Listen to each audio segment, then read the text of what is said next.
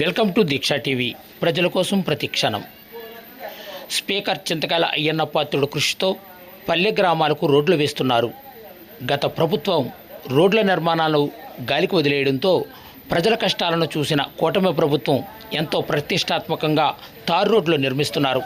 ఈ నేపథ్యంలోనే గొలుగొండ మండలం రావణపల్లి నుండి పాకలపాడు గ్రామానికి సుమారు 2 కిలోమీటర్లు 40 లక్షల వ్యయంతో రోడ్ల నిర్మాణానికి శంకుస్థాపన చేశారు. ముందుగా స్థానిక మరిడమ్మ అమ్మవారి దేవస్థానం ముందు పూజలు నిర్వహించి ఈ యొక్క తారు రోడ్డు నిర్మాణానికి శంకుస్థాపన చేశారు.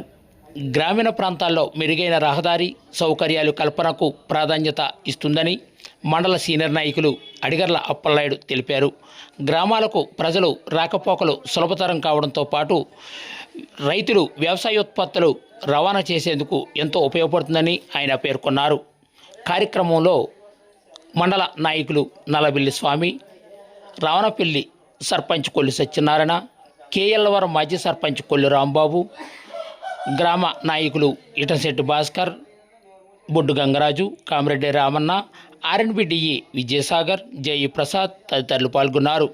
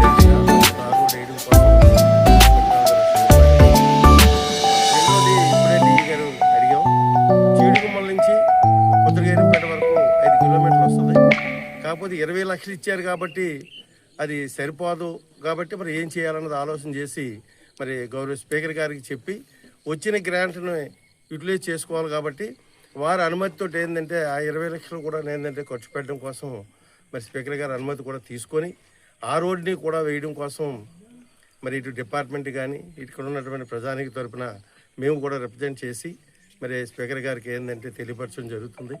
అంచేత చూసాం గత ప్రభుత్వంలో 5 సంవత్సరాల పాలనలో ఎన్ని ఇబ్బందులు పడ్డామో ఆ గోతుల్లోనే నడిచి అలాగా ఇబ్బందులు పడ్డాం. ఎవరికన్నా బాగుపోతే వైద్యాన్ని తీసుకెళ్ళడం కూడా చాలా కష్టమైనటువంటి పరిస్థితుల్లో ఇన్నాళ్ళకి మనకి ఈ పాకలపాడు పుత్రగైరిపేట గ్రామాలకి ఏంటంటే స్వతంత్రం వచ్చినట్టే. మేము ఇప్పుడు కూడా ఏంటంటే ఈ లింక్ రోడ్లు అప్పుడు దురదృష్టితోటి అయ్యన్న పాత్రుడు గారు ఏంటంటే ఇటు పుత్రగైరి రావణపల్లి ఏటిగైరిపేట కుమిరి గ్రామాలు ఇటు ఉన్నాయి, ఇలా షార్ట్కట్లో రావచ్చు అనే ఆలోచనతో ఏంటంటే ఇవన్నీ కూడా ఆయన ఆర్ఎన్బి మంత్రిగా ఉన్నప్పుడు చేయడం జరిగింది.